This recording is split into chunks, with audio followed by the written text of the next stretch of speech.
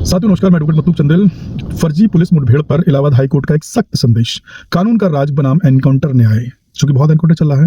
दोस्तों, आज हम एक बेहद गंभीर एवं संवेदनशील मुद्दे पर बात करने के लिए आए हैं। पुलिस मुठभेड़ के नाम पर हो रही कथित फर्जी कार्रवाई और उस पर न्यायपालिका का स्पष्ट और कड़ा रुख।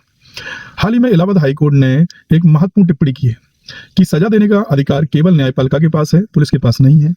यह केवल एक कानूनी टिप्पणी नहीं है, बल्कि संविधान के मूल सिद्धांत रूल ऑफ लॉ की पुनः पुष्टि है। कोर्ट ने देखा कि छोटे छोटे अपराधों में पुलिस द्वारा मुठभेड़ दिखाकर आरोपियों के पैरों में गोली मारने की घटनाएं बढ़ रही हैं। यह न केवल संदेह उत्पन्न करती है, बल्कि न्याय प्रक्रिया को दरकिनार करने का प्रयास भी प्रतीत होता है। जब हम मुठभेड़ में आरोपी घायल हो और पुलिस सुरक्षित रहे तो सवाल उठना स्वाभाविक है।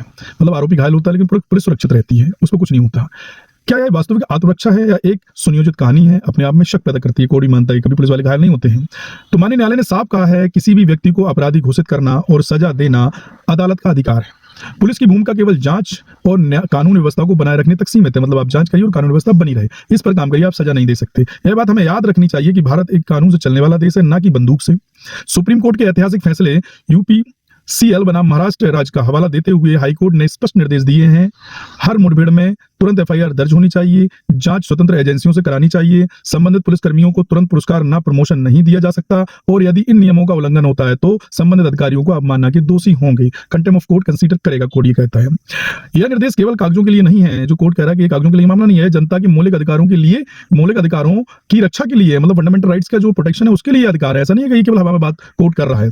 तो आज जरूरत है कि जिन परिवारों ने अपने प्रियजनों को, अपने लोगों को ऐसी मुठभेड़ में खोया है, वे डरे नहीं, बल्कि कानून का सहारा लें। इलाहाबाद हाईकोर्ट ऐसे मामलों को सुनने के लिए तैयार है, वो रेडी है। SIT, जिसे हम विशेष जांच दल की मांग भी कर सकते हैं न्यायालय से जाकर के, इस पर SIT गठित होना चाहिए। कई एनकाउंटर हुए, अगर वो चाहें तो SIT की मांग न्यायालय से कर सकते हैं। न्याय के लिए संवैधानिक रास्ता पूरी तरीके से खुला है। ये रास्ता खुलता है लोगों के लिए कि वो SIT की जांच भी न्यायालय से मांग कर सकते हैं। और यही मैं कहना चाहूंगा कि हम सभी को यह समझना होगा कि यदि आज हम एनकाउंटर न्याय को स्वीकार करते हैं तो कल कोई भी निर्दोष व्यक्ति इसका शिकार बन सकता है।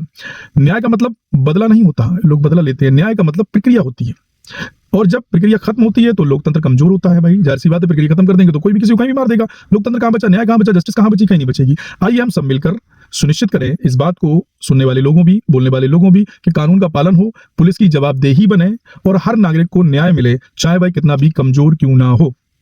अंत में मैं यही कहूंगा, संविधान सर्वोपरि है और न्याय उसकी आत्मा है। धन्यवाद दोस्तों।